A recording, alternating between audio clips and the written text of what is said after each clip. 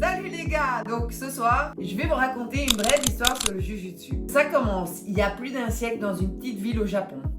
Un sport commença à prendre de l'ampleur. Ce sport, c'était le judo. Et donc il a été créé par Jigoro Kano. Peut-être que j'ai mal dit son nom.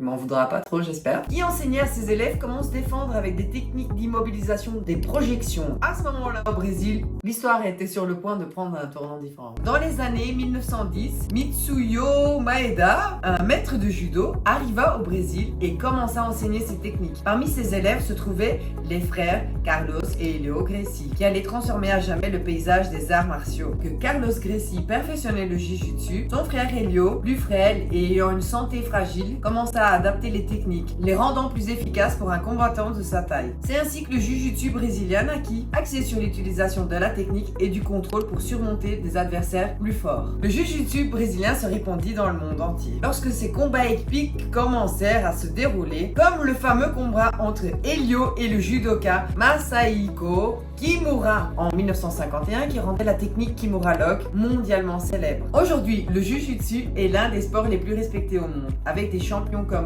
Marcos Buchecha, B.M. Schmidt, Roger Gracie et bien d'autres, perpétuant l'héritage d'un art né d'une adaptation d'une ancienne pratique japonaise, mais devenu une passion mondiale. Et pour les pratiquants, le Jujutsu va bien au-delà du physique. Beaucoup disent qu'après avoir commencé à s'entraîner, quelque chose change. Ils parlent d'une sensation de libération, comme s'ils avaient enfin trouvé un équilibre entre le corps et l'esprit. Ils ressentent une connexion profonde avec leur propre force intérieure et en même temps un grand respect pour les autres. Pour beaucoup, le tatami devient une forme de thérapie où les défis quotidiens sont affrontés avec concentration et discipline.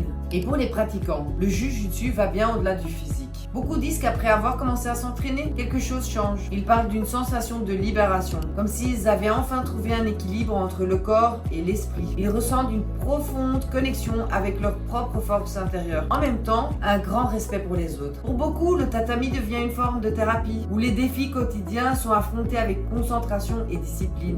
Maintenant, si vous n'avez pas encore commencé le Jujutsu, ou si vous avez déjà pratiqué, mais vous avez arrêté pour quelconque raison, je tiens à vous faire une invitation. Revenez sur le tatami. Le Jujutsu a un pouvoir de transformer votre vie, de vous donner une nouvelle vision de la force, de la confiance, de la connaissance de soi. Peu importe votre niveau ou le temps que vous avez passé loin de ce sport, le tatami vous attend pour commencer ou recommencer votre voyage. Ici, la seule chose qui compte, c'est votre effort et votre évolution. Vous serez surpris parce que vous êtes capable d'accomplir. Si vous avez aimé ce contenu, n'oubliez pas de liker, partager avec vos amis, votre famille, papa, maman, mamie, et bien sûr, abonnez-vous. Abonnez-vous parce que c'est important de soutenir les créateurs.